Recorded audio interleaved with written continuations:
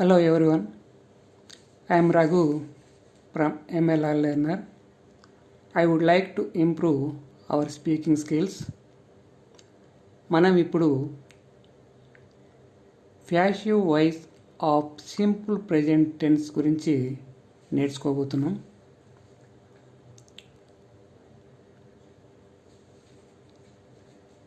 In the passive voice, the subject is receiver of the action. ఈ passive వాయిస్లో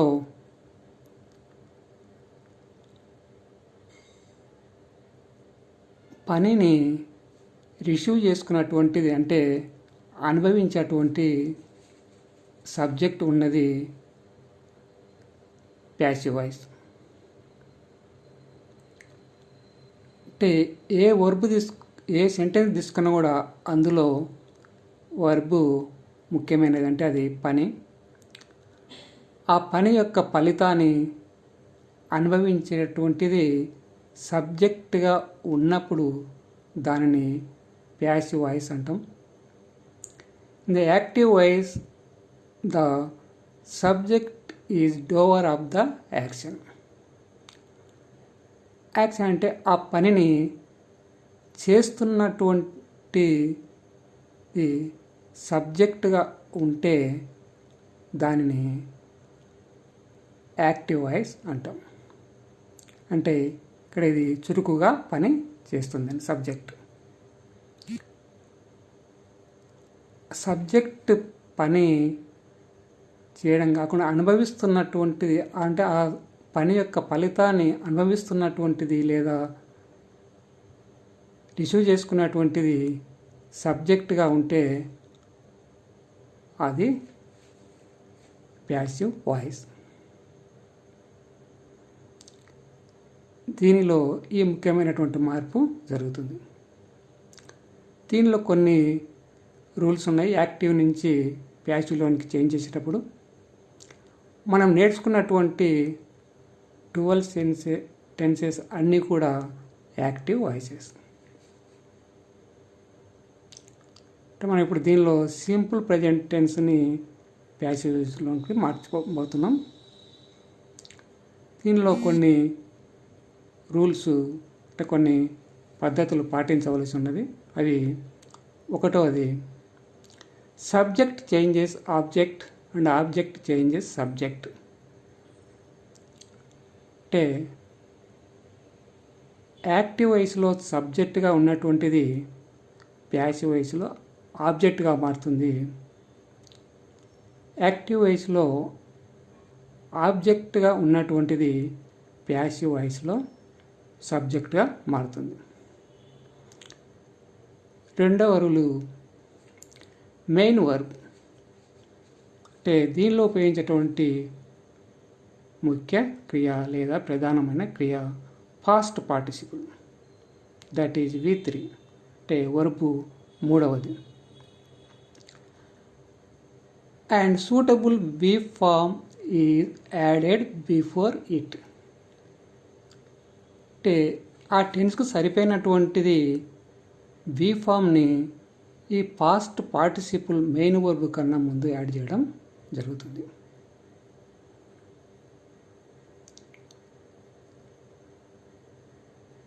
మూడవ rule, మూడవ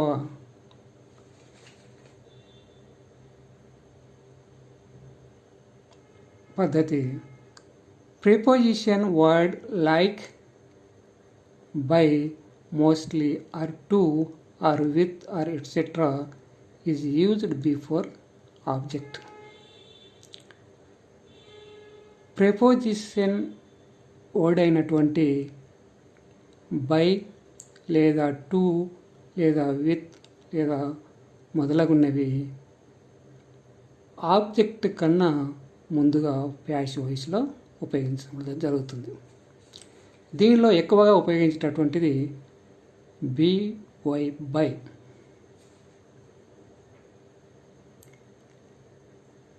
in this tense suitable be form am or is or are. In this tense అంటే ఈ simple present టెన్స్లో సరిపోయినటువంటి be form am లేదా is లేదా ఆర్. మనము వీటిని గురించి ఇంతకుముందే నేర్చుకోవడం జరిగింది.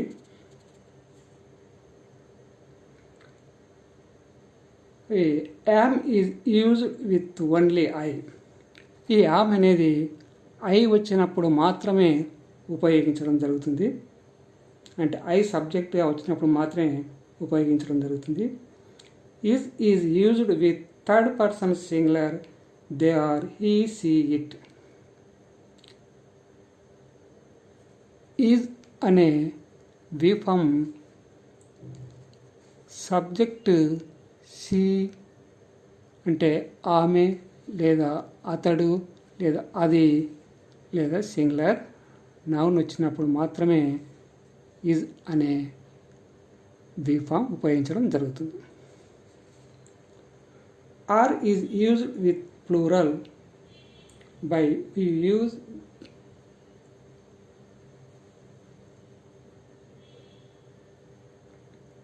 Are is used with plural అంటే ప్లూరల్ సబ్జెక్టుగా ఉన్నప్పుడు మాత్రమే ఆర్ని ఉపయోగించడం జరుగుతుంది. They are, we, you and they. ఆ ప్లూరల్ ఉన్నటువంటి సబ్జెక్టు వి అంటే మనము లేదా మేము, యు అంటే నీవు, దే అంటే వారు. ఇవి ఉన్నప్పుడు ప్లూరల్ని అయినటువంటి ఏఆర్ఏ ఆర్ను ఉపయోగించడం జరుగుతుంది.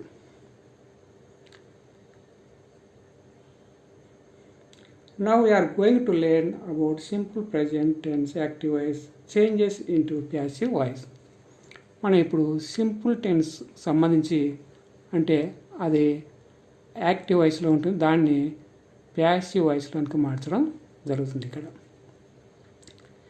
సీరియల్ నెంబర్ 1 మస్కిటో స్టింగ్స్ మీ. ఇక్కడ మస్కిటో అనేది సబ్జెక్టు, స్టింగ్స్ అనేది వర్బు, మీ అనేది ఆబ్జెక్ట్. మస్కిటో అనేది సింగులర్ కాబట్టి ఇక్కడ స్టింగ్ అనే బేస్ ఫామ్కు ఎస్ అనేది మార్చి అది సింగులర్ వర్బ్గా మార్చడం జరిగింది. మీ అనేది ఆబ్జెక్ట్. మస్కిటో స్టింగ్స్ మీ.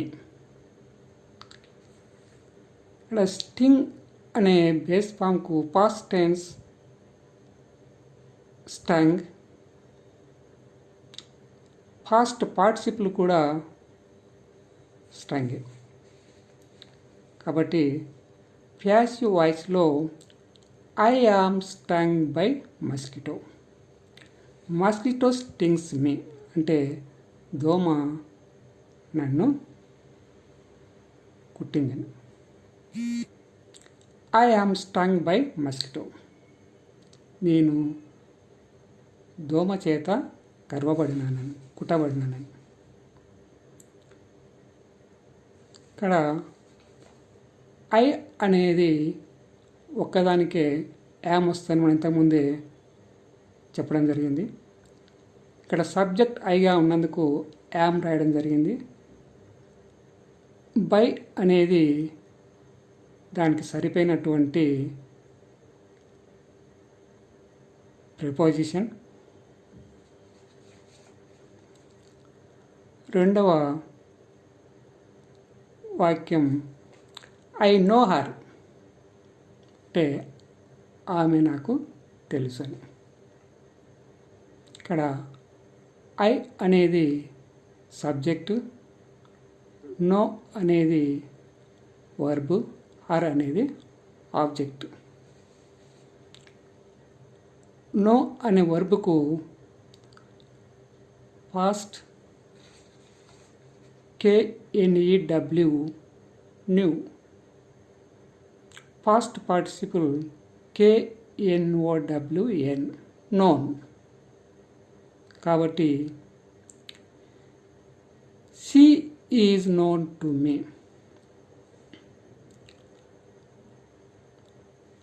ఇక్కడ సి అనేది సింగులర్ కాబట్టి ఐఎస్ అనే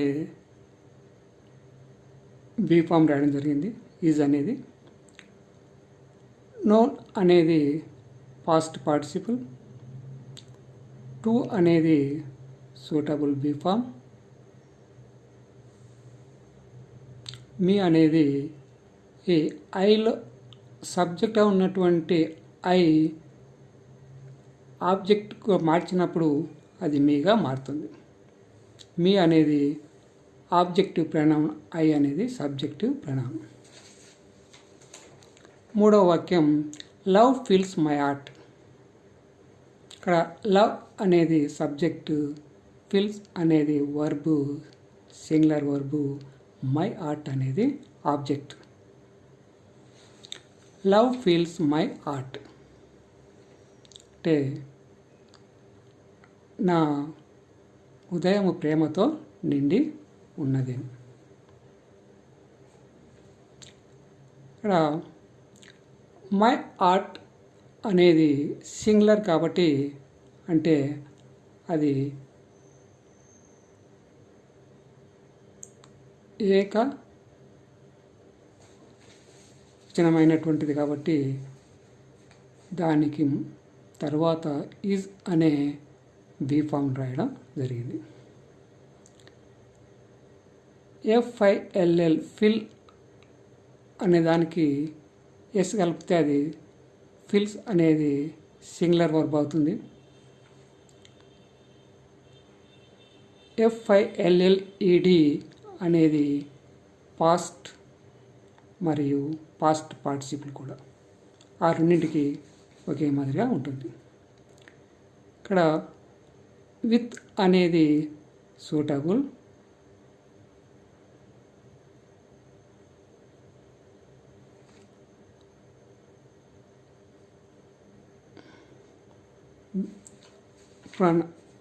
ప్రిపోజిషన్.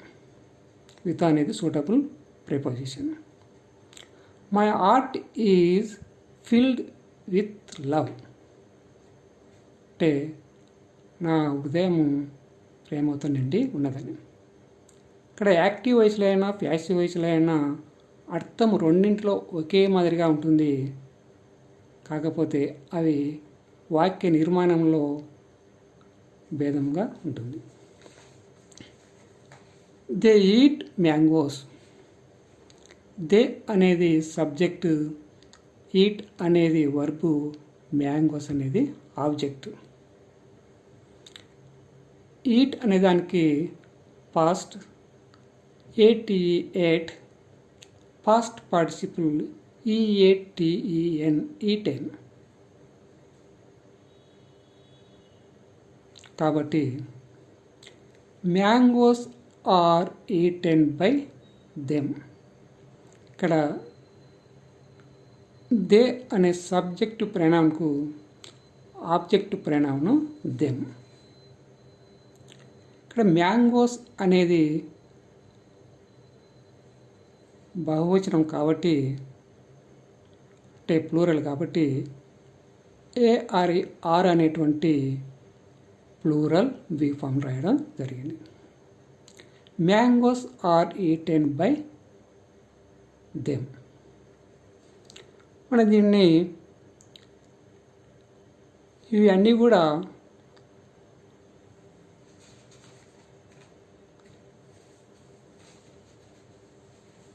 పాజిటివ్ వాక్యాలు. మనకు నెగిటివ్ వాక్యం కావాలంటే అంటే వ్యతిరేక వాక్యాలు కావాలంటే ఈ ఒకటవది మస్కిటో డజంట్ స్టింగ్ మీ.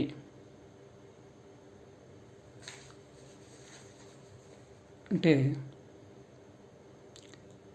దోమ నన్ను కుట్టడం జరగదని.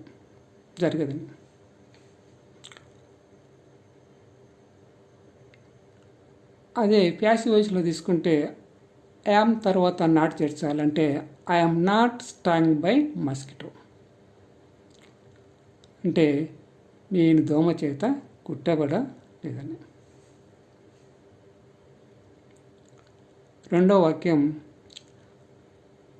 ఐ నో హర్ అనేది నెగిటివ్గా రాయాలంటే ఐ డోంట్ నో హర్ అంటే ఆమె నాకు తెలియదని. ప్యాసివ్ వాయిస్లో she is not known to me. ఈ విధంగా మూడో వాక్యం లవ్ ఫిల్స్ మై హార్ట్, దాన్ని నెగిటివ్గా మార్చినప్పుడు love doesn't fill my heart. Passive వాయిస్లో my heart is not filled with love. నాలుగో వాక్యం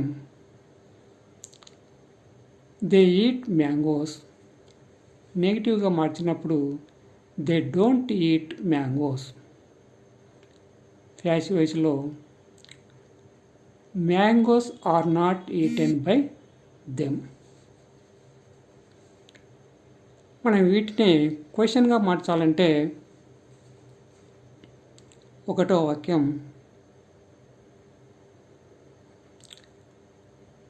does mosquito sting me and add question mark. అంటే మస్కిటో అంటే దోమ నన్ను కడుస్తుందని. అదే మన ప్యాసివ్ వాయిస్లో తీసుకుంటే am I stung by mosquito and add question mark. అంటే దోమ చేత నేను కుట్టబడతానని.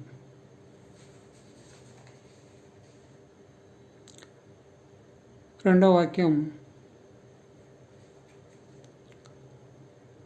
Do I know her and add question mark. అంటే నాకు ఆమె తెలుసున్నాను. ప్యాసివ్ వాయిస్లో ఈజ్ షీ నోన్ టు మీ, అర్థం రెండింటిది ఒకటే.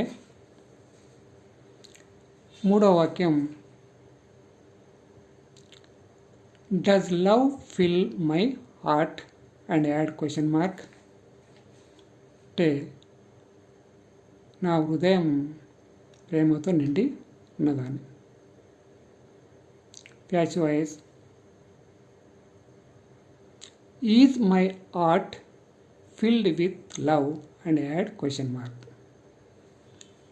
నాలుగో వాక్యం దే ఈట్ మ్యాంగోస్, దీన్ని క్వశ్చన్గా మార్చినప్పుడు do they eat mangoes and add question mark. Passive వాయిస్లో are mangoes eaten by them and add question mark. అంటే వారి చేత మామిడి పళ్ళు తినబడినవని.